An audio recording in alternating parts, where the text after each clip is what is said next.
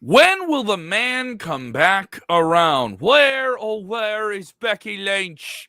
That's right. We will find out soon and get the answer to that on today's episode of Sportskeeda Wrestling Top Story. Plus, Alexa Bliss. What happened to the plans with her before WrestleMania? How come she wasn't at WrestleMania? Is she aggravated about her current creative direction in WWE? And when could we see her again? Plus, two major wrestling forces could be teaming up in a massive way. Could we see one of the biggest cross-branded pro wrestling shows ever in North America with New Japan Pro Wrestling and All Elite Wrestling? Plus, All Elite Wrestling, they're banning certain wrestling signs at their shows. Can't hold up that sign. And Ric Flair's getting back in the ring. Woo-hoo.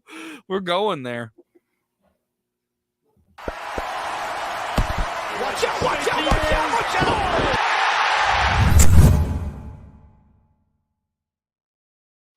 When I say watch out, you say watch out, watch out. Watch out. There we go. That was a new one. We had to work on that one.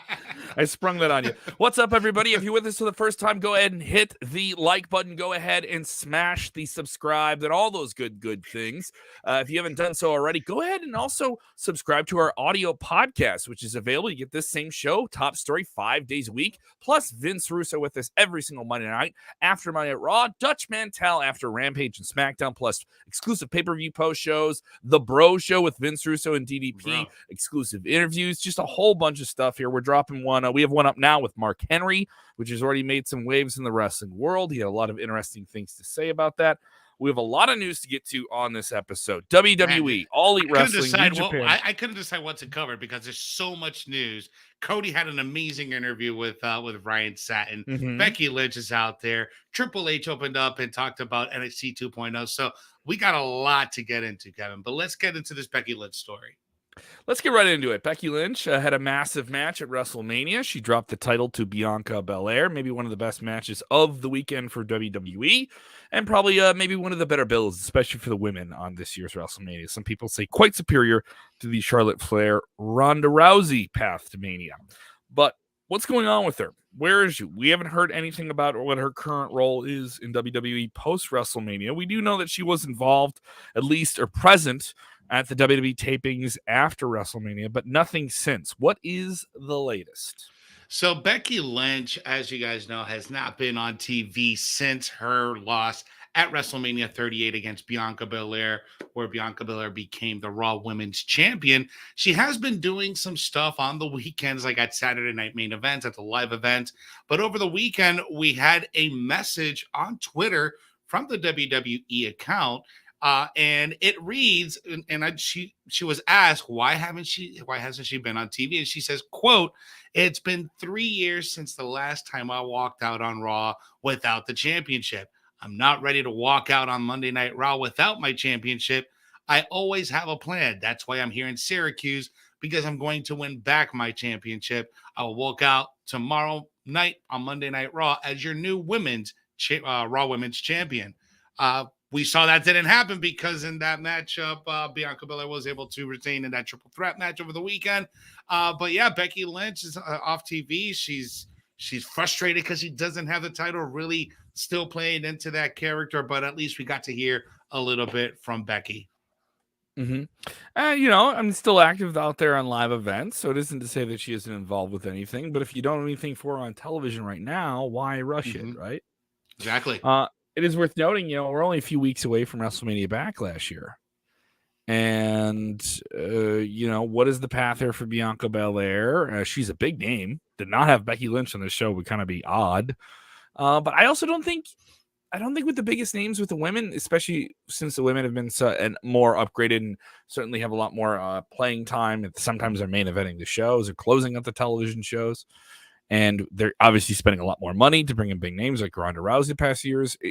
We see so many of those top tier women, like the top 4 or 5, they all kind of circle around the 2 different women's titles. Correct. Yeah. Why not just get away from doing that? Can't we just have an issue that doesn't involve a title? Does everyone have to chase a belt all the time? Well, I mean, that's what they built over the last 5 years after this version of the brand split and having Mm-hmm. two separate champions, two separate shows, which it worked fine for those last 5 or 6 years, but now it looks like we're moving into the area where Mm-hmm. both titles are going to be unified. We saw that with the WWE and Universal. Now it looks like the tag team titles are next.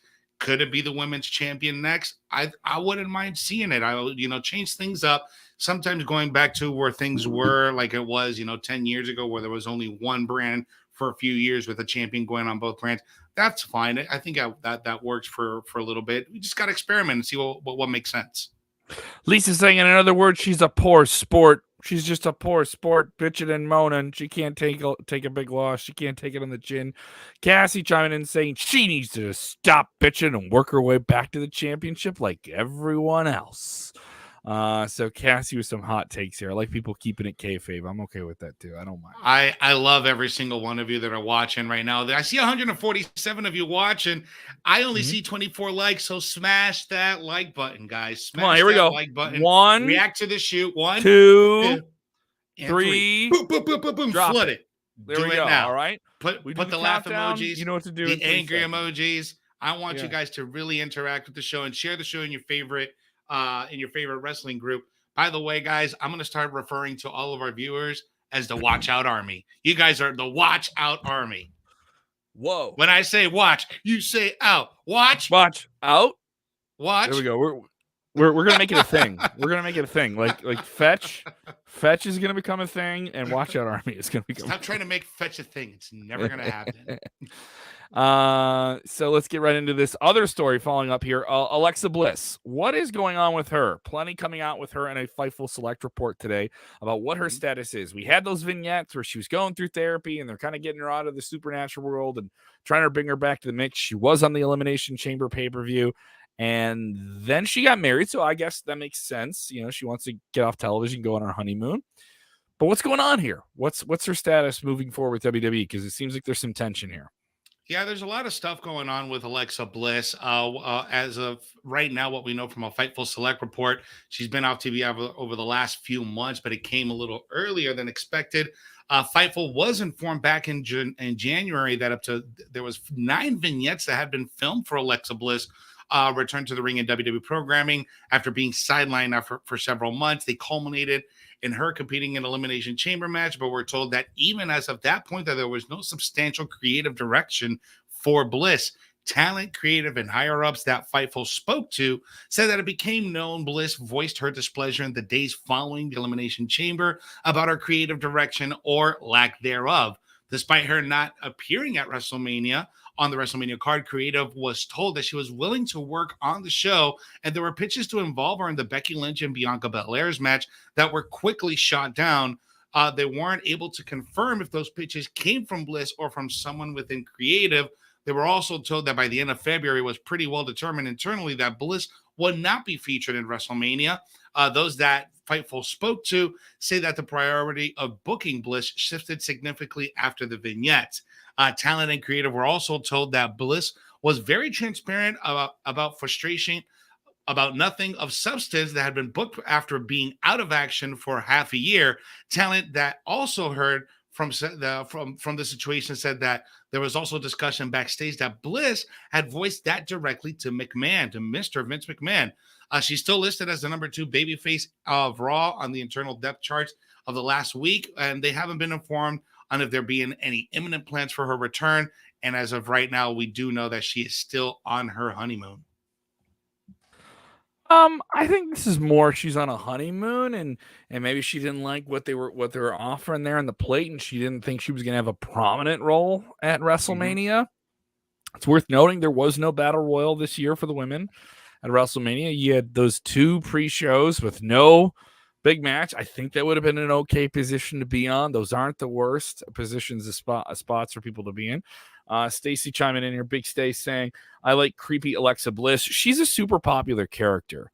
She's still a very, very popular character. I see a lot of fans who are just kind of like into WWE casually and watch around the Royal Rumble that she's a name that they bring up consistently. So the fact that she wasn't on WrestleMania, it was a glaring omission, and this was somebody that was in a position ready to go, as far as we knew. But mind you, she was getting married right after it. What would you do with her if they weren't going to roll into the next show?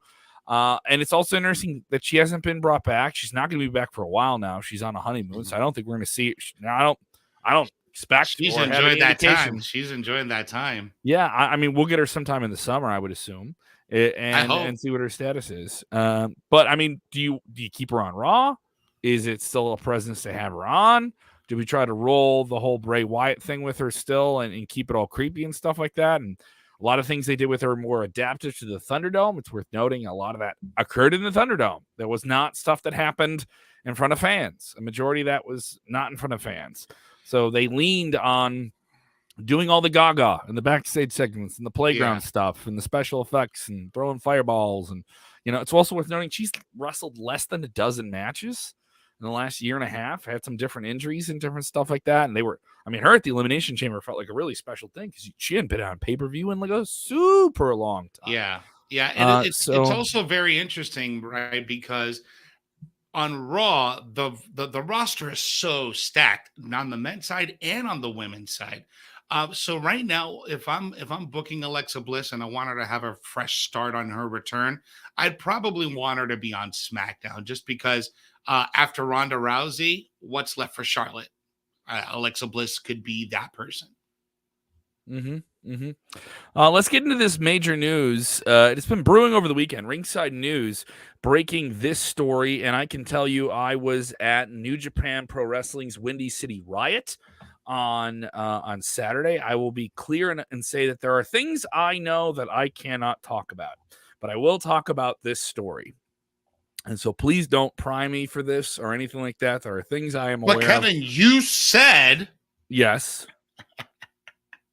But you said this. I'm not saying anything. You said this, Kevin. You said we're only going to go with this report here that we're aggregating from our friends over at Ringside News. Okay, so Ringside News reports that the big planned Tony Khan's next big announcement, right?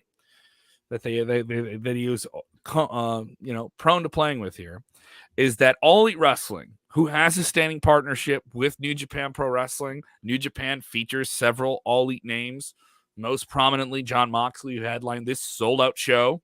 I can tell you this show was very profitable.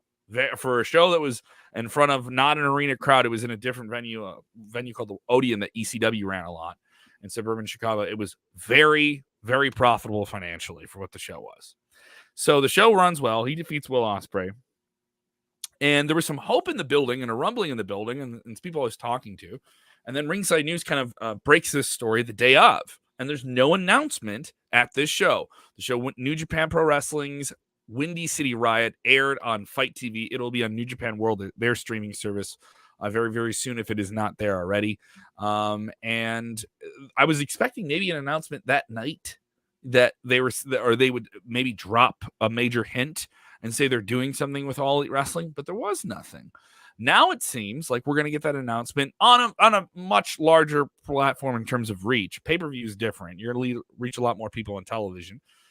With Tony Khan announcing a major show pairing up the powers of All Elite Wrestling and New Japan Pro Wrestling. This has been wanted by both sides apparently for a long, long time. And that this show will go down in Chicago, one of the most hottest and most reliable wrestling markets in the United States, if not the world. New Japan has run here before. Obviously, this is their first show. They just did this past weekend on their own, away from anyone else. But they've ran with New Japan talent at All In. Okada was on that show as well. So that was an eventful thing. And then we've had different New Japan talent in different roles on shows. Tatsuya Naito has done independent events here with AEW. So it will draw. Now, where do you run this show? I can tell you there's a lot of rumblings of what arenas it could be in. It's probably one of 3 venues you could see this show in. If you had to predict, where do you put this show? There's a handful of places that you could, but if you had to pick, Kevin. I have to be selective about what I know. So then does a prediction, be... So no, I'm not trying to play with anybody here either. So this show is supposed to go down at some point in June. That's a high turnover and a quick turnover for when you have Double or Nothing, which will be Memorial Day weekend. So are you asking too much of fans or the fan? You're already sold out. Double or Nothing you've already made your money, gate wise on that show. So now you can offer a different attraction. Are you asking too much? So my thought is they're going to run this at one of 3 different arenas. The Wintrust Arena, where they've ran some Dynamites before. They've ran 2 different Dynamites there. They also ran the AEW Revolution show there. That is in downtown Chicago. It's a little bit more accessible to people that don't want to drive the hour plus with traffic and all these different other elements out to the burbs in Schaumburg, which is where the now arena, formerly known as the Sears Center, is. Obviously, they have a lot more of a spiritual connection to the Sears Center. They know they can sell it out. They have a very good relationship with the building. All In was there. That was the pilot episode. Both the All Outs have been there. So they have 2 venues in Chicago. But it's also worth noting the United Center is here. The United Center would be the largest arena they could run. It would be a destination event. You would have people that would come in from New York, LA, knowing that they're getting AEW versus New Japan in some way. And they did run the United Center before, just on the rumor that CM Punk came back. And that was over 19,000 people at that show. That's the biggest arena you can run in the 3rd largest city in the United States. Jay Feliciano, someone who knows these type of situations. United Center would be the most profitable building they could run. And if New Japan wants to continue to make their mark in the United States and have their exposure, do they want to do it in a smaller building, or do they really want to ride with AEW into the biggest building they can? The biggest one they could do is the United Center. But I something makes me think they go to one of the other arenas that they're a little bit more comfortable with in Wintrust and now Arena, Sears Center. I'll tell you something, man. If they could nail the United Center, that's going to be a massive deal for New Japan Pro Wrestling, just because that's going to be they're going to be able to tap into that untapped market that they've been searching for. Well, another through thing is AEW and United Center. It's worth noting the Chicago Bulls are in the playoffs right now. So they're in the first round. They did lose the first game. They play at the United Center. But we also don't don't have a rumored date for this, or do we? Late June. Well, the playoffs will be over by then.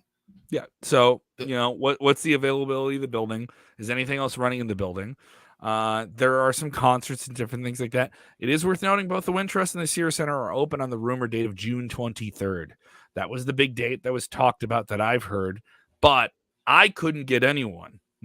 I was at the New Japan show. I'll be frank, I was working there in a marketing capacity for a very, very fun mobile game that you should definitely go and get. New Japan Pro Wrestling Strong Spirits. If you want to check out a great mobile game. I was not paid to say that. They're not a sponsor. We got a couple people in the chat saying Soldier Field. We got No way. Kawari and Jay Feliciano.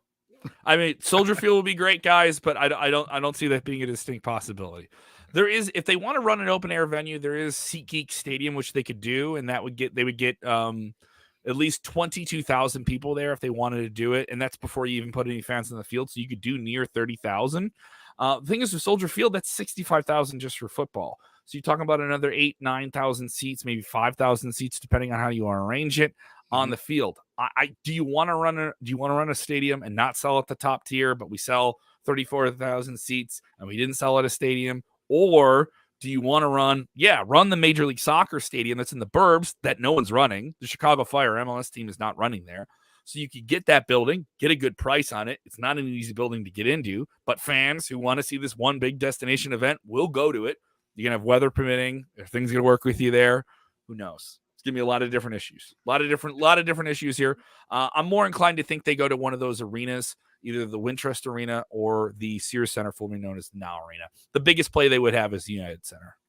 I guess we're going to have to wait until Wednesday night to see what good old Uncle Tony Khan gives us that news or not. Guys, if you're enjoying the show and enjoying this content, slam that like button. I want you guys to do that right now. Crush it, smash it. Here we go. Notification you hit that button in 3, 2, 1.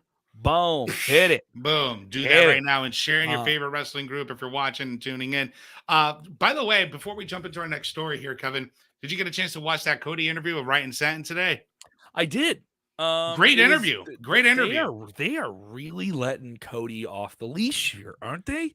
Like it was a good interview. I don't want to spend too much time on it, but just to kind of give the viewers the gist of it, if you guys haven't had a chance to check it out, he dives into everything. He dives into AEW, why he left, and he talks about the wrestling media. He talks about good friends of ours, Nick Hausman. He talks about Dave Meltzer. He talks about Mike Johnson and the beef and just everything. It's such a very good interview that I think the only person that could have done this interview was Ryan Satin with Cody. It was a really good interview. It was a very good interview. It is worth noting there wasn't too much he broke that wasn't newer. There was simply just added insight to things. So, but it is if you enjoy following this new version of Cody, or at least this reinvigorated version, or certainly this AEW version of a character on WWE television, that's what it is. You're very much getting something that got its biggest juice in AEW and now is on WWE television.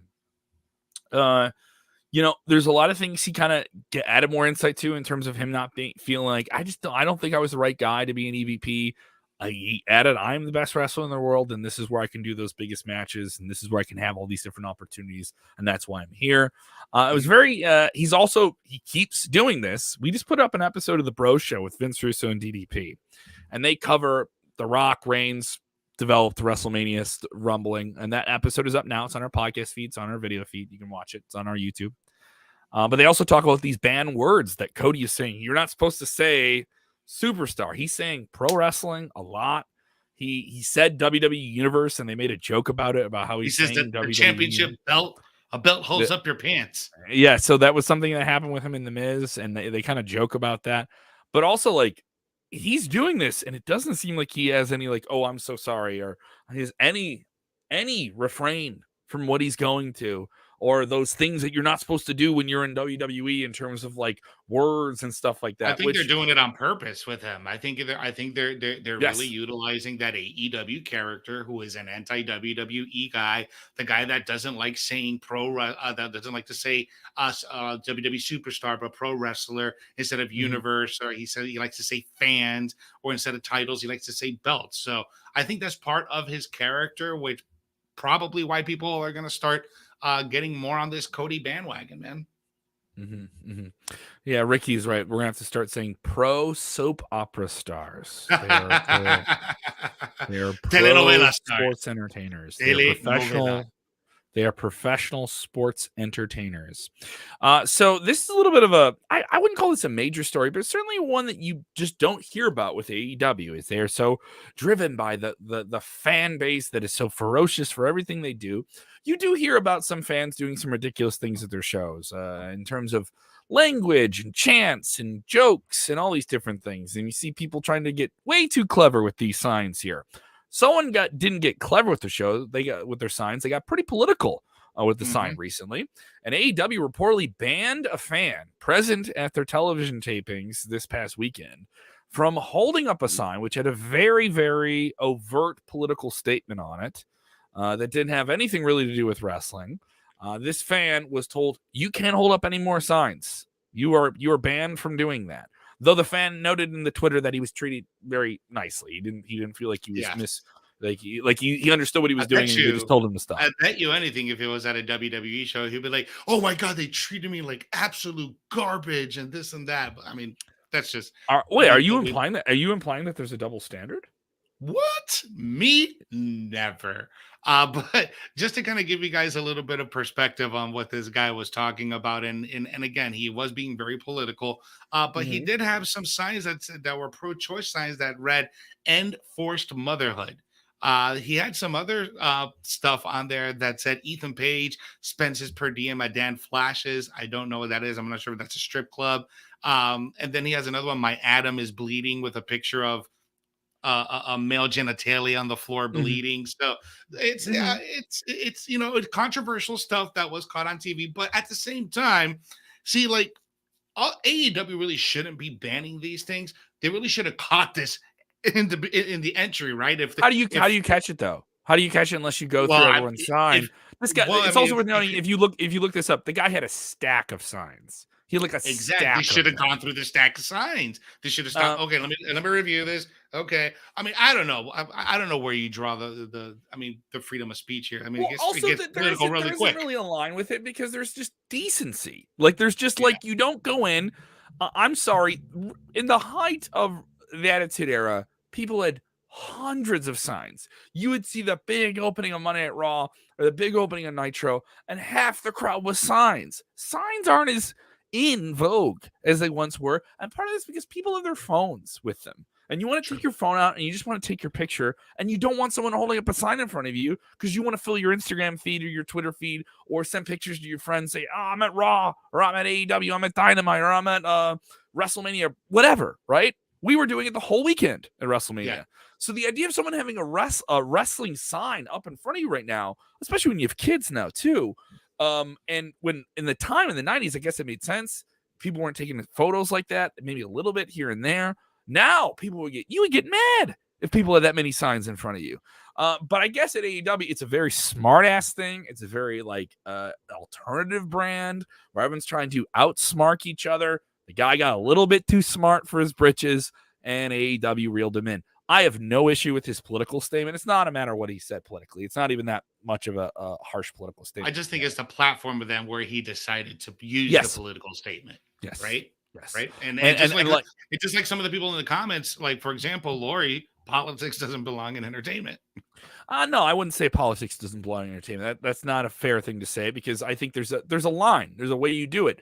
If this is a guy who had, and I saw it, he had like a stack of signs. So he's really trying his ass off to get on the internet and do something. It's like, it's one thing if you want your sign up there, you want one or two signs, you say you're a fan of somebody, or MGF sucks, or, Maxwell Jacob Fakeman or whatever, whatever you want to do, you know what I mean? Like, and one of his signs, like, my anus is bleeding, like my Adam is bleeding. That's the bit. He's playing off of a meme from years ago, right? So everything's like super clever. You have these other people that like do these weird things. It's like Final Fantasy VIII was the best Final Fantasy, and like they hold that sign up on TV, and it's like, okay, and like I get it, but like, who is this? Let's not start that argument in the chat, because I'm sure people will have. I don't care. That here's the thing. I don't care, and other people are wasting. I don't care. Exactly. I don't care. I don't care. I want really high pitch with that. Like, I don't care. Like this. Here's the thing. I do silly stuff at wrestling shows. I enjoy doing the two. I really love yelling two. Right? Oh, dude, I used to love it over here in the NXT, because NXT started the two. Sweet. Yeah. That was fun. Sure, but if it becomes too much and it becomes annoying, we all know where the line is. We all know where it is, and there's always somebody that doesn't. Yes, there's always someone who doesn't know where that line is, and they don't know how not to cross it, because they just want to be the coolest person who did they all want to be, and I love Botchamania. I've met Matthew. He's a wonderful guy. They all want to be a Botchamania type guy. They all want to, pop smarks and stuff like that. And sometimes, guys, you got to throw some cold water in these guys' laps. All right. You have to do it. You got to pour a drink in somebody's lap sometime. All right. Because this isn't a platform for them. And I'm guilty of saying stupid stuff during a wrestling show and chanting dumb things. But I also know, even as a comedian, what's the most stupidest, dumbest thing that you've ever said at a wrestling show?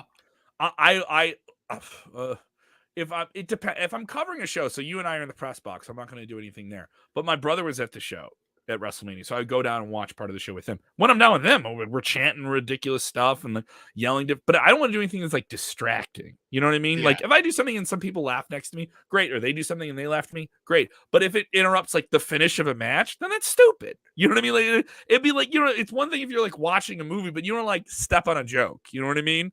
Is that fair to say? Like, you got to know how to call your shot. Exactly.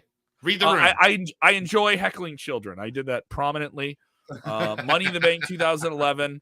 I enjoyed heckling children very much. So. Oh, you're sad. You're sad that John Cena lost. Yes, and and any time that CM Punk was in a hold, I said this is outrageous, and that they should get the Illinois State Athletic Commission to get down to that ring and get a real referee. And yeah, so I was cheering the heels. Nothing like grab him by the dick or twist his dick or nothing like that, right? Yeah. Oh my God, when are we gonna put out our dumbest thing? We made a video. That's not up to me, but I saw one online that this guy's like filming a selfie, and the guy's like, twist his dick, like as loud as he can. Like, why? It's a wrestling show, dude. Why would you? And the guy's like looking at it. Why would you want him to twist his dick? Twist his dick. Let's see what fans are thinking about this. This has been quite the topic. People yelling at me Final Fantasy 9 for life. And other people think, here we go. Lori following up with us here. But I'm not watching wrestling to even think about politics. I just want entertainment. It's true. But you know what? Art reflects the world we live in. So that's why I don't think you should limit what art can do, what stories you can tell. So I think that's kind of so, because then it's censorship. Then you're just saying I can't go here or something like that. I understand that. There's some things I don't want to see in wrestling either, but I don't want to tell someone they can't tell a story they want to try and tell. So who knows? By the way, if that was true, we wouldn't have the Undertaker. I don't want to see a dead guy. Ooh, I'm scared of spooky stuff. You know, the same idea. By the way, speaking of stories here, we got a story here by Ric Flair, who's trying to reignite his own story inside of the ring here, man. Oh, man, look at this. So this video goes a little bit viral. Jay Lethal, of course, has history with Ric Flair. Most prominent thing that Rick did, I think, in TNA, in his TNA run, he did a wild match with Mick Foley where they beat the crap out of each other and bled buckets and all these different things. And this is after Rick retired from in-ring action in WWE. And obviously, financially, his situation was he wanted to keep performing and make a lot of money and be on television. And another big thing in there is he was doing goofy stuff with Jay Lethal. And Jay Lethal had an impression of Ric Flair that was very, very funny. And they did this infamous segment. As we see Rick here, bump. Look at that. Rick's taking a bump there. Headlock takeover. He's selling with the Toms. His Toms going to get in the headlock. All the dirty player in the game. All that stuff. Look at Jay selling for him. Jay just selling his ass off for him. Doing a great job here. Stretch him. Working that A-cam. All right. The bump on his side here. Can we see Ric Flair back for one more match? I don't think we need to. I'm not saying Rick looks bad here. We don't need to. Nobody needs to, but it'll sell. People will watch it. What is going on here? So we're watching Ric Flair, 70+ years old, who was look at that guy. Tops, strutting. Now Rick's taking a handful of bumps here, but there's a lot of sizzle and steak stuff here. And this was done in a gym. There's just him and Jay Lethal. Jay took care of him there too. It's worth noting Jay was Jay's a consummate professional. What was the point of that? Because what was the point of Rick doing that? I'm telling you, man. Maybe he's gearing up for just one more in AEW. I've been of the thought that you couldn't have gone out better than you could have in 08. Oh, he had a great send off in 08, but just one. I bet you he's thinking about it all the time. And just one more. Who knows? Maybe it's just to get people talking. Maybe he's not doing anything, right? But I'm glad that he got to do it with Jay Lethal. Jay Lethal took very good care of him. He looks really good. I mean, even just taking those bumps. Yeah, Vlatsila Turi in the chat saying 73 years old. Looks crazy for 73 years old. That's insane. This is also where they're on a guy broke his back like in the early 80s, was never supposed to wrestle again, had vertigo, had all these different, he's wrestled for that long, was in a coma, had all these different heart issues, all this different stuff. People asking why are training videos? You have more information about this. Asking the hard-hitting questions here, Eric Calavera watching us on YouTube. Serious question: why is all training videos with the ring in like a storage unit? I'll tell you this, Eric, because I trained at several different places, and most training facilities are at warehouses with no AC most of the time. I would say about 90% of the time, there's like no AC in there. It's just this big or tiny garage where the wrestling ring is cramped and everybody's just rotating. It's not that luxurious. It's not a training facility like the Performance Center or the factory or none of those places, right? But most of these schools are just kind of like in a warehouse. And the reason you do a warehouse is because the ceiling's high enough for you to jump. So you're not like going into anything and stuff like that too. That's the thing I've always been told. I know for a while Pro Wrestling Tees, which makes all the merchandise for All Elite Wrestling, Ring of Honor, AEW, they had a training school within the facility they had there, but it just took up too much space. But they had it there because they had high ceilings. And it was like, oh, look at this. We have the space.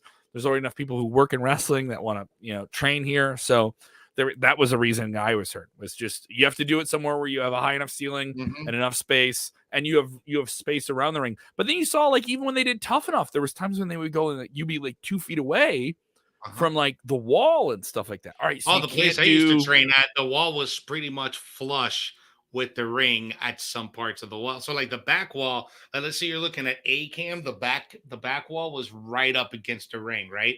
And then on the sides, it was probably maybe four or five of give on the left, and maybe like 2 or 3 on the right. It was so narrow, it was terrible to work in, dude. So when you go on the ropes. And you go on the ropes on that one side of the wall. Are you always worried about like whacking your head on? Oh, dude, I that's why I always kept my elbow back, because that way I would let my elbow kind of give me the guide if I need to go, a little bit harder or not. So if my elbow's touching the wall, I know I went further enough. This is why I talk about wrestling. My head's too big. You know what I mean? No, dude. I'll tell every single one of you, if you have dreams and aspirations to be a pro wrestler, it is hard, but it is worth it if you can make it. It is the hardest thing I ever did. And I was an athlete. I played football in high school. I did wrestling in high school. And it was the hardest thing I ever did. Physically, like athletically. Physically and mentally, because, the next day, when you're going for the next day, you're super sore, you're hurt, your hips hurting, you can't walk straight, and you still got to take bumps. And then you got your coach yelling in your face about if you're not going to be able to do this, just pack up and get out of here. So it's like, you got to take it serious or not. If you're not going to take it serious, don't do it. Some little rumblings here, some little stories before we wrap up. Triple H speaking recently as he's starting to make the roads here a little bit more.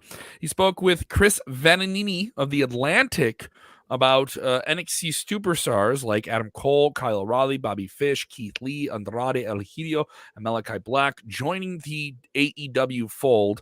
He said, I like all those guys. They helped us get where we needed to get, and I'm thankful for it. The truth is, there was a period of time where we were trying to build NXT. We built NXT. Then we were trying to build a brand that could get a television show and sustain it. All those names helped us get there. Whether anybody believed or not, they fit Raw or SmackDown. Those aren't necessarily my decisions solely, and they're Vince's decisions and the fans' decisions. Then we can continue to do business with them. Maybe we can do business with them again. He says, so he's kind of talking about the people leaving NXT changing. If they have great gigs, I'm happy for them. I stay in touch with almost all of them. I like to think they came into us and we taught them a lot and got them a higher level where they learned to do television, how to be for professionals, and all of that successful here. At some point, they might come back to us or they might never because they don't fit our brand as well, but that's okay. They got us to a certain place, and I'm thankful for that. They're off to different things, but that doesn't stop the train. People leave football teams, move to different teams all the time. It's great. It's pretty, I like the fact that he wasn't. Yeah, exactly. I like the fact that he didn't go out of his way to bash the decisions that were made while he was out recovering from his heart surgery. He certainly like quietly, I wouldn't say like directly, but indirectly. Exactly. That's what I didn't release these guys. I didn't cut him, He kind of sprinkled around. He was like, it wasn't me, right? He was away. It was these guys. He was away. It was out of his control. It was that one way or another, it was going to happen with or without him. The timeline just happened to fit perfectly because he had this unfortunate situation with his heart. It was out from surgery, and that's when they decided to pull the trigger. So it was going to happen one way or the other. Also, WWE taped these in January when I was at the hotel space they were using for Royal Rumble, the weekend of St. Louis. And I'd heard rumblings that Kurt Angle was there. I saw him there. I know Otis was there. So it appears that they are indeed part of the library of different things they're adding to the Peacock WWE Network deal. And that'll include a new season of Table for Three, which features the Alpha Academy, Otis and Chad Gable with Kurt Angle. That's a pretty interesting episode. That's pretty cool. They also have some more, including AJ Styles with Hall of Famer Sting and Jeff Jarrett. That's aired. That was a season finale from 2019 if you're looking for a more recent episode. But looks like they taped some new stuff for Table for Three, which is a pretty easy show to tape when they get these. These are not complicated to tape. You get someone in, you know when they're going to be there. They know they're there the same weekend that all the talent is there. And they usually tend to tape like 4 or 5 of these in a session. Yeah, I'm looking forward to Table Three for three because that is a really cool show. It really gives you an in depth on their stories and what they've done in the past. So I'm really looking forward to see what this taping we're gonna get for when is it supposed to drop? Is it supposed to drop in the next month or so? Yeah, pretty soon, pretty soon. So Ah, that's about the time as they roll out one of the different documentary series, like maybe a month or two afterwards. If you haven't seen it, WWE Evil, I've been watching those. those are Those are really good, really really good. good, really good, Those are really good, good really stuff. really good. There is some revisionist history with the Hollywood Hulk Hogan one that's kind of a little like there's some things they just kind of skip over that they don't have to go into, but for the most part, it's pretty fair in terms of how they did It it. was very well produced, very well put together, and I'm looking forward to more of them when they do them down the road. Before we head out here, Kevin, I did want to bring about a little bit of connecting the dots from last week's story when it was unveiled that young Joe Anoa'i was on the Young Rock and saying, "Acknowledge me," while his cousin says, "Oh, a match like that can't happen until WrestleMania." I was doing some thinking, some soul searching, and thinking like, why would they do this? Ding, Why ding, would they ding, do this? ding, ding, Why would ding. they do this? Right? Like, but just why? And the only reason is it's early programming, right? Like when The Rock accepted that match a year in advance, and they started slowly building early programming. What network is Young Rock on? NBC, NBC. What network or what streaming service is WWE partnered with? NBC's Peacock. Peacock. What? What? I'm just saying, connect the dots, guys. Connect the dots. It's the Charlie from It's Always Sunny meme when he comes out, he like shows them all of the different, all of the red lines connected. Next week, I have a chart analysis behind me and explaining why and Dude. why they put this scene at this particular moment in time and why is it relevant for next year's WrestleMania. I don't know if this is publicly available, but did you know that The Rock's nephew is Roman Reigns? Actually, it's They his are. cousin. They're related. They're related. They are blood. It's all one family. It's all It's- one family. I don't know if you knew that. So, a bunch of ridiculous stuff here. We talked about wrestling for over 40 minutes. Did we go over time? Well, there was a lot of we did, but there was so much news to cover today. So much to cover here. So much to get into here. And if you enjoyed the show and you're watching, whether on demand or live, I once again will give you that 3-second countdown for you to hit a like button or share the link. Share the link with your wrestling buddies. Tag them down below. If you're watching on demand, I jump into the comments after the show is live and jump into the conversation with you guys after the show as well.